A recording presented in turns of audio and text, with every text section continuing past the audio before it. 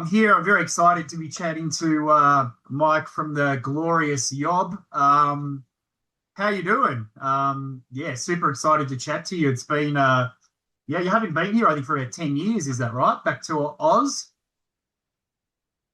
That's right. And it's wild that it's been that long. It doesn't seem like it was that long ago, but definitely very excited to get back and should be a really great trip.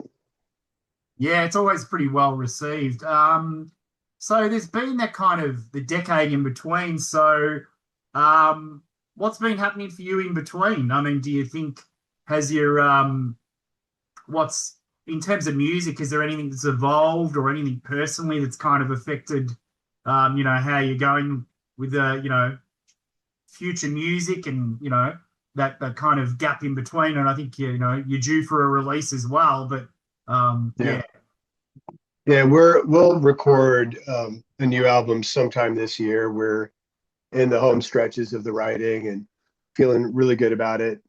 And so that is happening. And then as far as the time in between, we've just been really busy. We've released a couple of albums in that time, and we've toured quite a bit, and we've we're actively musically in our other bands as well, and working and doing all the things. I had a health thing happen for me in 2017 that changed my direction there for a while, and it was right before Our Heart came out, and so, I something about that experience. I've moved on from it quite a bit, but it still has, still has, it still has an effect on what I do musically, and not in some kind of dramatic sense, but more just in having changed as a person as the result of the experience. And so that's changed a bit of how I write and how I look at things, and so that's all going into the record.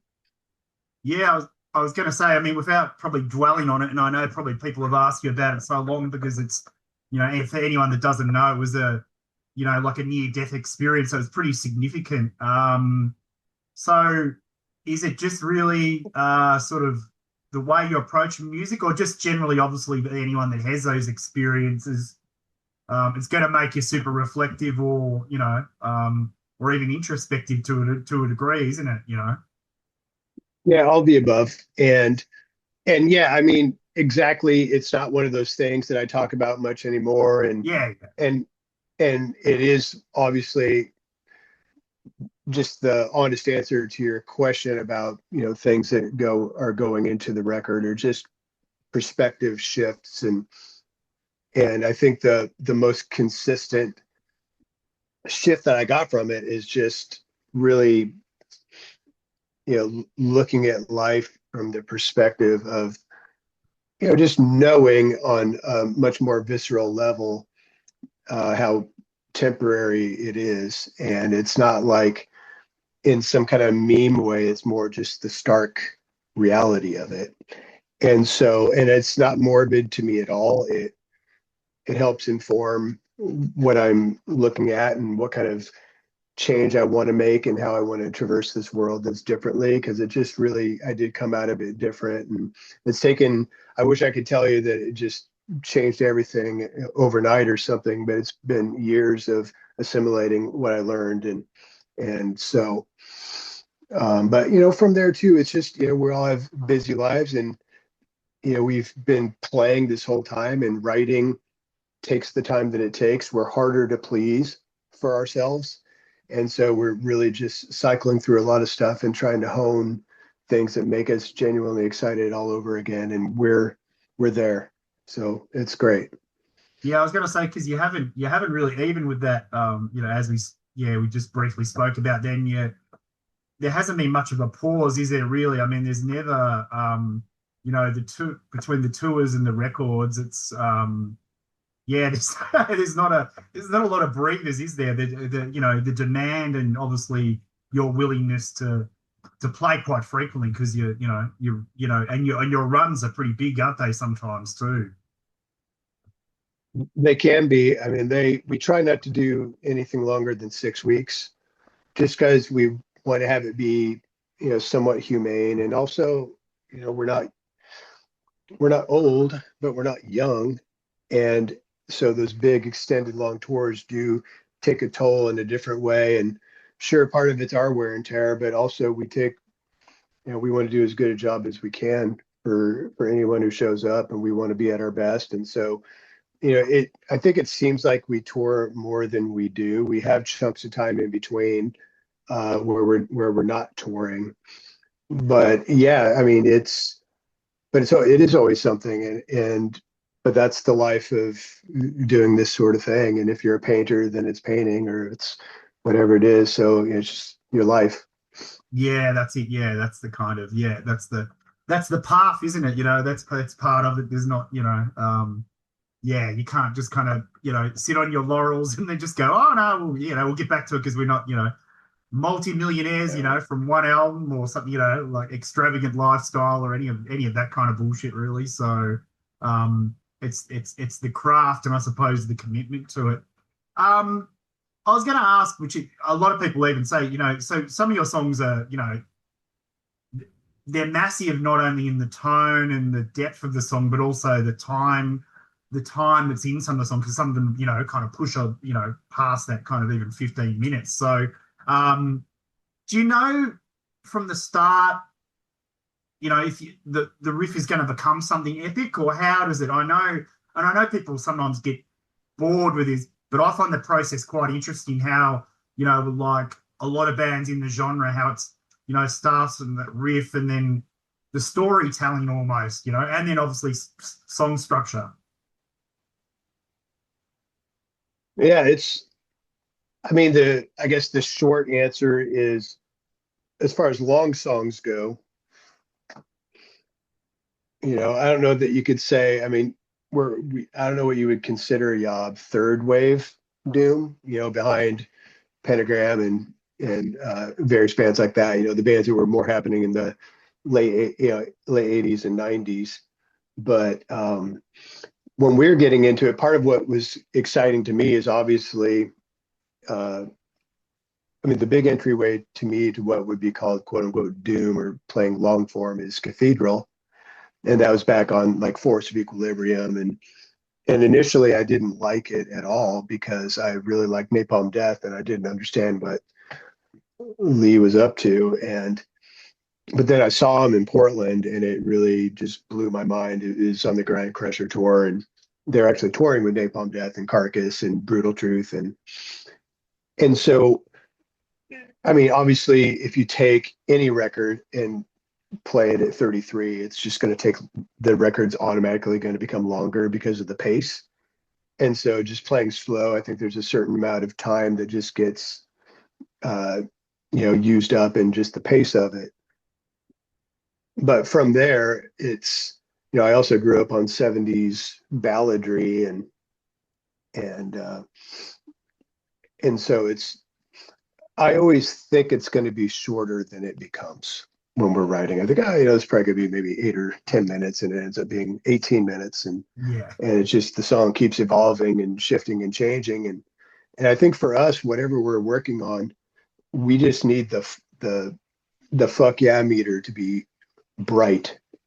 And if we're not feeling that, then it's something that's either in the works or on a back burner, or, just goes back to the drawing board. And so, and on the new stuff that we're writing, I mean, there's songs that are probably going to be 6 minutes, and there's definitely one that's 18. And so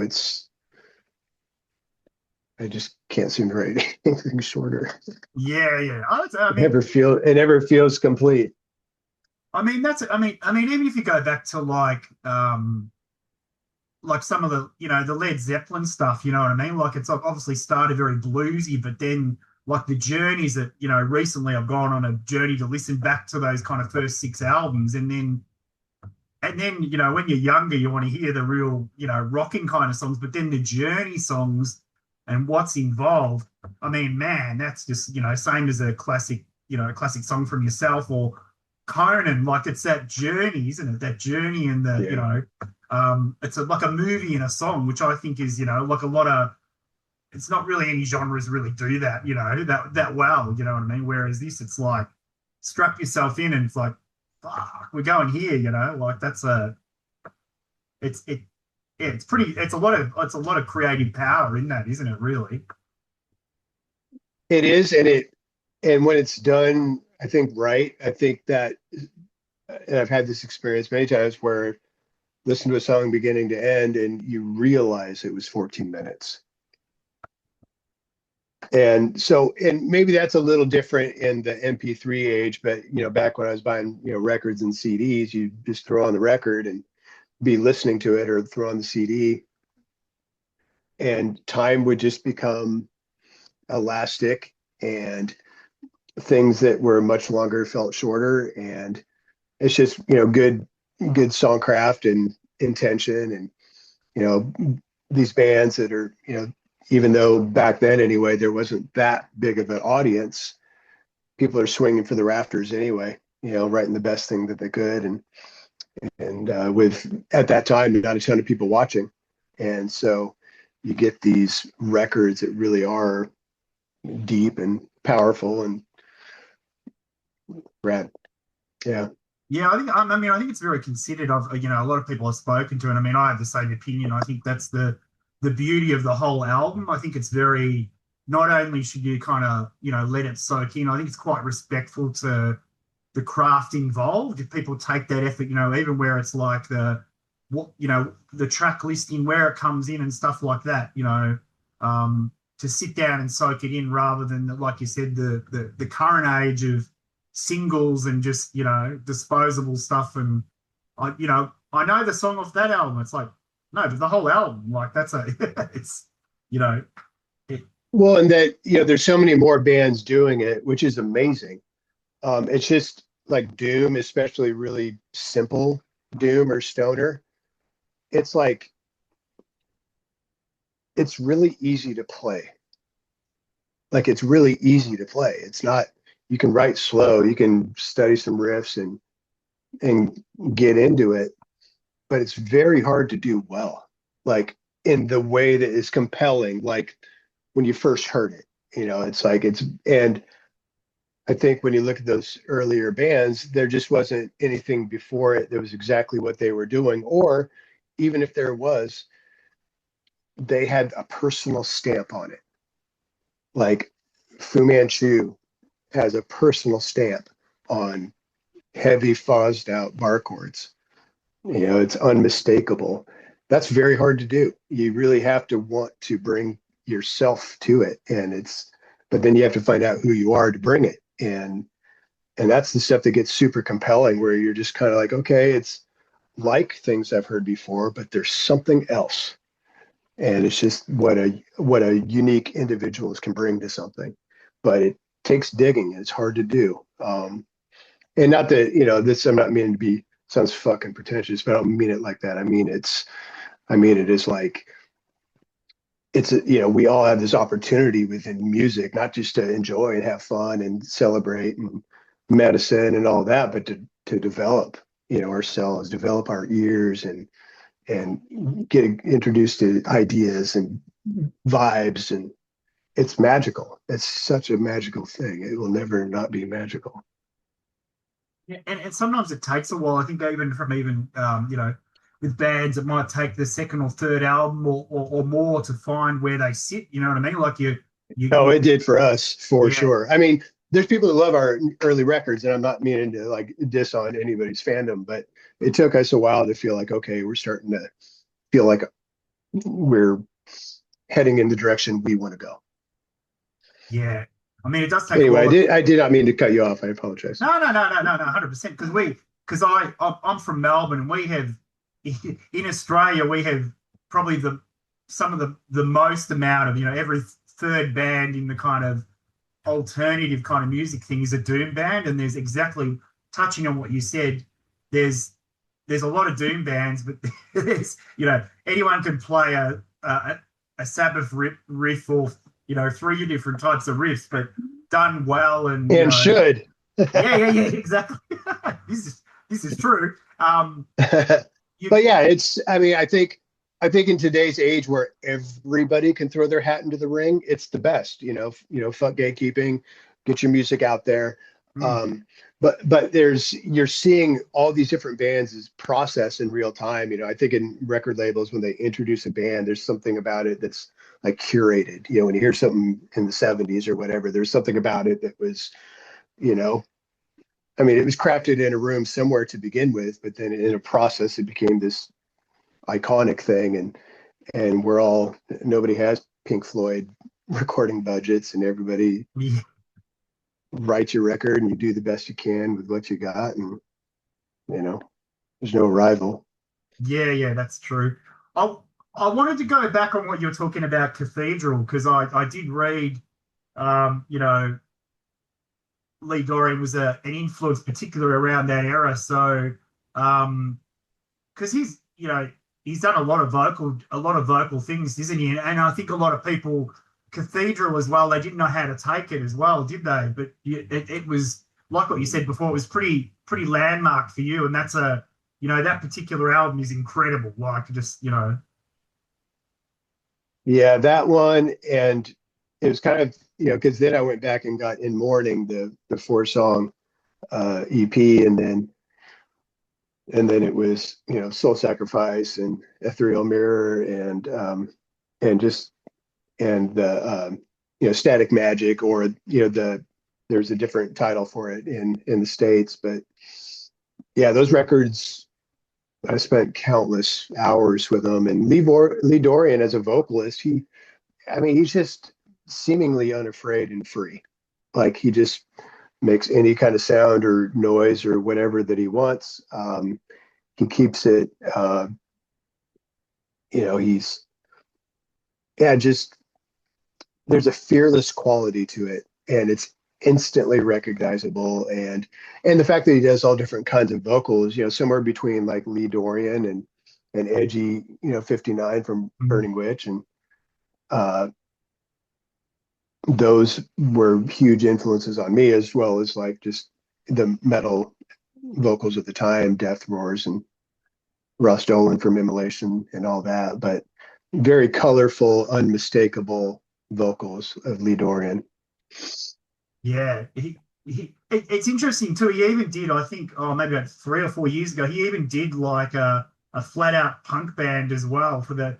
I can't remember what it was called. It was and it was a great album. It was really good. Like it sounded like a really solid kind of UK punk or bordering on hardcore. And his vocals were great on that. And I was like, wow, I haven't, we were used to the Well, Cathedral after the post, Napalm, so but well, I mean, you know, I don't profess to, be any expert on lore, but I think that, any of those early days, early Napalm Death stuff, I mean, there's no such thing as grindcore. For them, I think it was pretty punk. And even stuff like Carcass was punk. The way they approached it was punk. They came from punk. Uh, it was confrontational, all of it, super confrontational. And it's like Carcass, it's like, what's scarier than reality? yeah. Let's write about this stuff, but not from some gratuitous thing. It was different. But anyway, just long story. I'm feeling rambly. I'm going to ram that in. Ultimately, I think, I mean, even Cathedral early on, I think was pretty punk because it wasn't like anything else to me. And what turned me off about it initially became the biggest life-changing thing for me ever. And so, I mean, for my musical life anyway, is one pivotal moment. Yeah, it's that whole that a lot of that era. It's so funny. It's influenced so many people in so many genres. That kind of early, as he said, the grind crusher too. The early earache stuff really opened up a lot of things. Because we know pre-internet or whatever.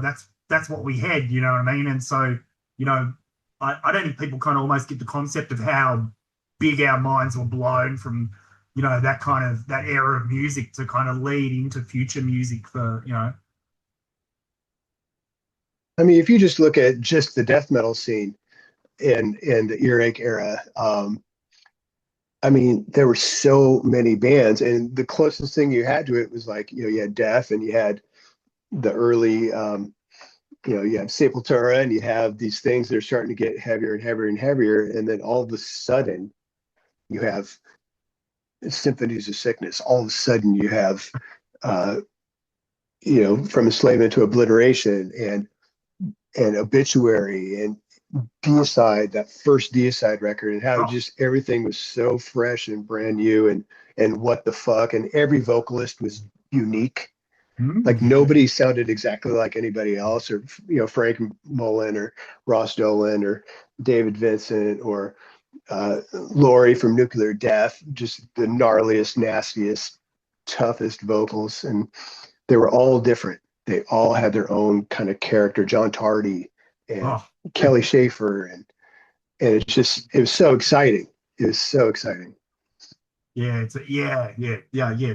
It's pretty huge. You were talking about earlier, like sometimes the tours are touring. Do you find that quite exhausting when you're playing, at that volume and the intensity? Because that's, as you said earlier, it's like sometimes the sum of the parts can be small in the genre, but um it seems like it could be exhausting as well with the intensity. Although it's kind of meditative, as well. It's kind of almost in that dream kind of scape as well. So I'm curious for you, what's your experience like, the physical toll of, I mean, there's always going to be a show that you're going to fight through, whether it be energetically or, like you're saying, deep into a tour where despite your best efforts, you just need to sleep for 2 days and it's not going to happen. Um, and so you show up and get through it. I think for us, it's gotten easier over time because on tours, we prioritize the show. And so that influences all the decisions that we make on the road, and we have a blast. We have a good time. We party a little, but we want show 30 to be solid. We don't want to limp into the arena having destroyed ourselves on a tour because we're confused about what we think is important. And it's different for that's just our way of doing it. We've earned that.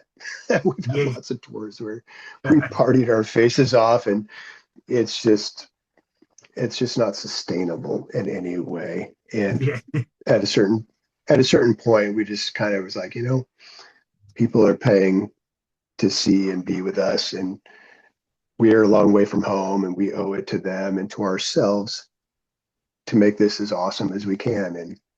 And it's just great to play to feel good out there and feel good out there consistently, and and what that does for not just us, but for just the whole environment and everybody we get to play with. And we're not just burnt out, stale talking at, promoters that we're meeting or anything. We're able to show up and be there. But that's been a lot. So it's not so bad. I mean, we'll see when we get over to Australia. That's one of the craziest jet lags ever. yeah, yeah, But we'll drink a lot of water and crush as hard as we can. yeah. It's a matter of pacing it, as it's a good experience for everyone. I was curious about, so, obviously you're in the from, I think, what you call the Pacific Northwest. Is that correct? I think if I'm so what's distinct about that particular area and the influence? Does that have an influence on your music? You know what I mean? Where like that's what part does that play in the music? Well, it does. I think, I mean, Portland's a major metropolis. I live 2 hours south of Portland in a place called Eugene, and the University of Oregon is here. And so that's a pretty big, uh, famous college. And so the town definitely swells during the school year, but for the most part, it's pretty chill here. And, I think what a lot of people think of the Northwest, they think of evergreen trees and nature and hiking and camping and every kind of thing pretty much you can think of, you can do here in some of the most scenically beautiful places in the world are in the Northwest. Musically, I think well, musically for me, the three bands in the 80s that really, well, there's a couple others, but three big ones from Portland that are still a pretty big influence on me. I think there's just no way to shake it at this point. Is Poison Idea Ah, yeah. and um, Dead Moon and The Wipers. Yeah, wow. Yeah, that's a good And I could, that's a big combo, that is. That's a and lot I of could, power there.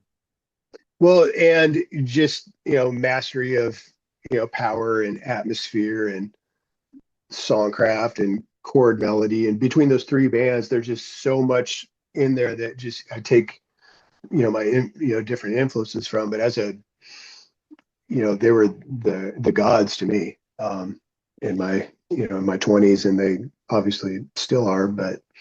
Um, but then, so those bands, as far as music goes, had a pretty big deal. But I think when we started playing Portland more often is when we started finding out more and more about what was happening and who else was out there. And there's a website where a lot of this conferred called stonerrock.com. That was like a mid 90s to early 2000s thing. I don't know that it lasts too long after the 2000s, but all of that was a big deal. And then in Eugene, growing up in Eugene, all the punk bands came here.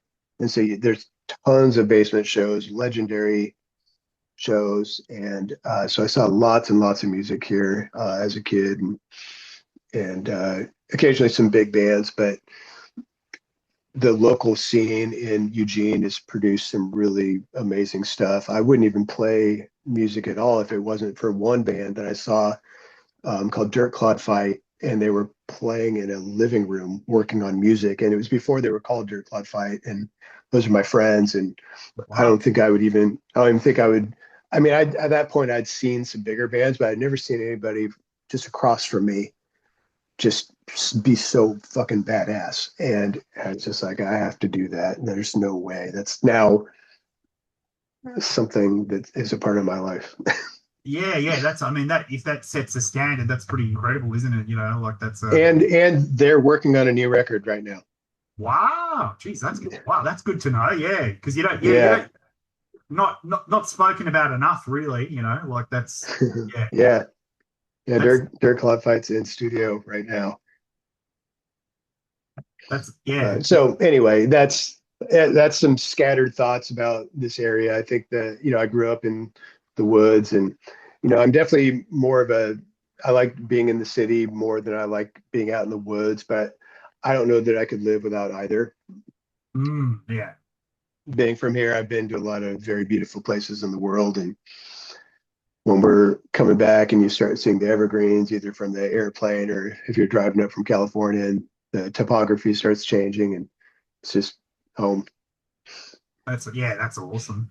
I wanted to. I'm not going to keep you much longer, and yeah, thanks for that. Yeah, detailed answer because that's good to know, kind of where where the kind of that base kind of comes from. I was going to say a lot of a lot of bands in the genre in doom is kind of almost nihilistic or despair, but there seems to be kind of a bit of a hopefulness with your band. I think it seems, yeah, is that kind of intentional, or am I kind of overreading? Because it does seem a lot of it's just really fucking grim, like, but there Yeah. seems like a bit of a bit of hope and like some sort of energy from it. Well, I think, well, first of all, I love a lot of nihilistic, gnarly ass bands. And so Yeah. uh, I, I think that when a band like that is really laying something down that is coming from a place that the music is a symptom of, that becomes very compelling heaviness, and I love that. I think for Yob, we want to be. I mean, our heaviness. I think we have heaviness. I think it's. I feel all the despair and the pull of misanthropy, and I feel all of those things. I feel despair. there's a lot to be concerned about right now. Yeah. But I think also there is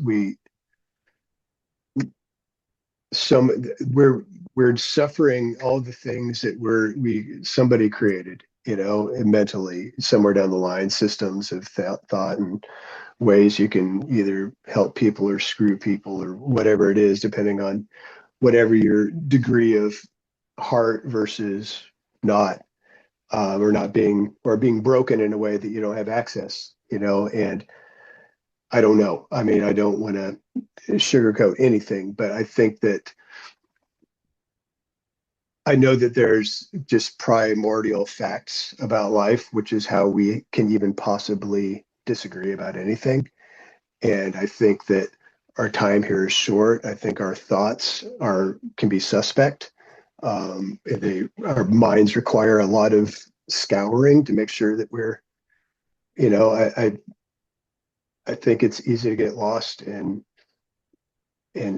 conditioning and everything that we're taught. And underneath it, our heart just beats itself, and oxygen is there for us to breathe in, and we can then take care of trees and they're taking care of us. And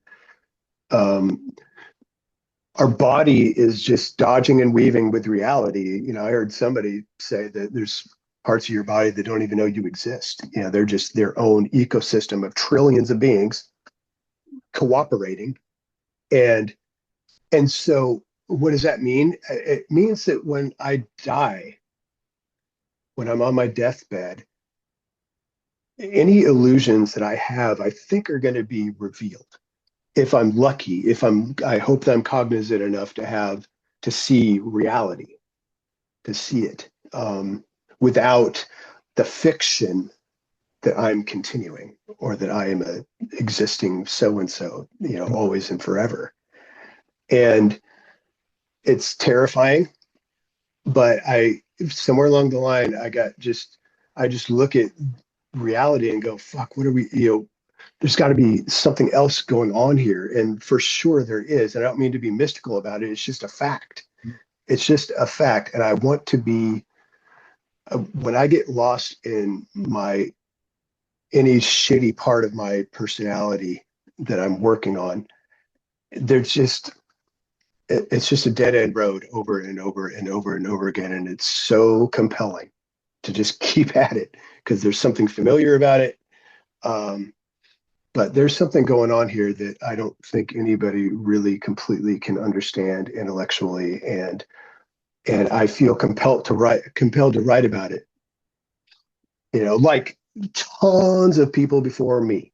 It's not some big original thing, but yet at the same time, every time you see a baby take the first step, that is the first time that literally ever happened. It's just so many endless contradictions. It's as fresh as if it never happened before. And that's all these moments of our lives that I can very easily not pay attention to. And it matters to me because I don't believe you can live without suffering, but I think there's such a thing as unnecessary suffering. And when I'm practicing that, it makes me not very good for my people and for my community, because I get sucked up in that instead of being productive. So how about that for a big ass long answer? That's a great answer. Yeah, it's good. Of some variety. Yeah, it's hard to talk about this stuff and not have it seem douchey or Steven Seagal like, but I think there's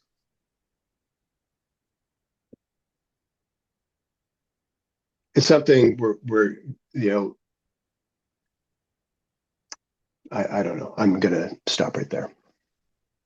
No, it's good. I like the insight, because I think sometimes it's whether it's, even if you take it from music, if it's not, often people they're just like, oh, I'm just going to another gig or whatever. But if you don't, like those, what you were talking like with the baby taking those first steps, when you see a really good moment at a show and you're just like, wow, and it's not, it has happened before, and it doesn't happen at every show you go to or a part of. But when those moments happen, you just think, like it resuscitates you to a degree, you know what I mean? So that's that energy of, yeah.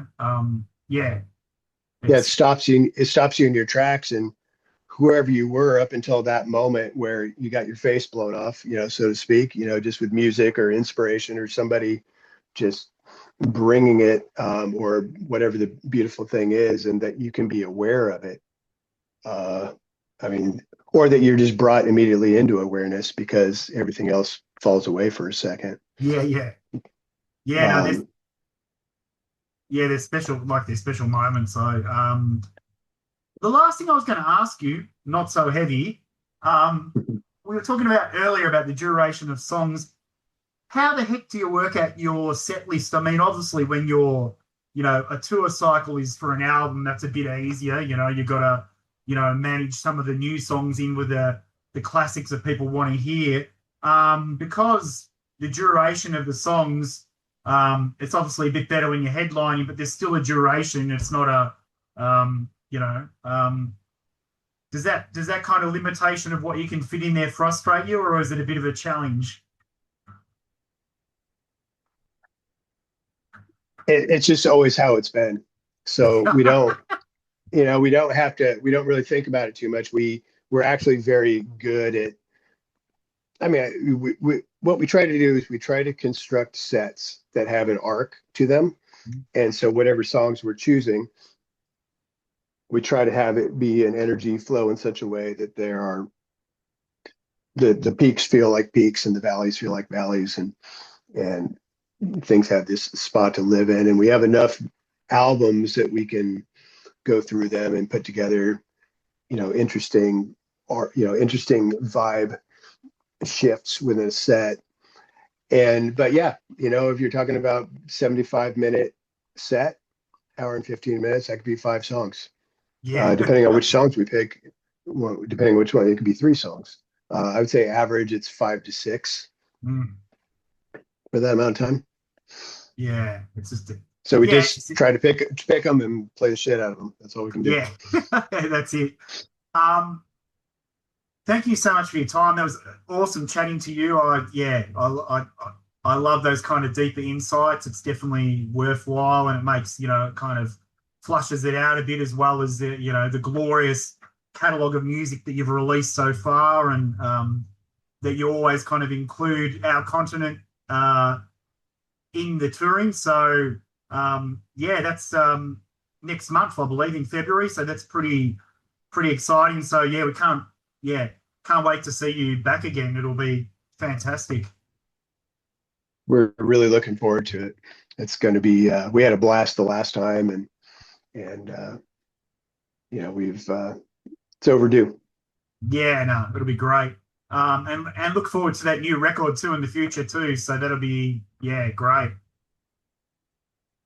It's, I mean, really, our goal is to start this summer, and we have every reason to think that we're going to be able to do it. So, it's, again, it will have been roughly 8 years by the time it's released. So it's, I'm excited about that. Yeah, no, that's awesome. We all are. Yeah. Yeah. Thanks again, Mike. And look forward to seeing you next month. That'll be awesome. All right. Sounds awesome. All right, man. Look forward. Which show are you gonna get to? I'll be at the Melbourne show. So yeah. Melbourne. All right. Yeah. Well, I'll come say hello. So yeah, for sure. Definitely. All right, thanks for your time. Yeah. Take good care, man. All right. Take care, man. See ya.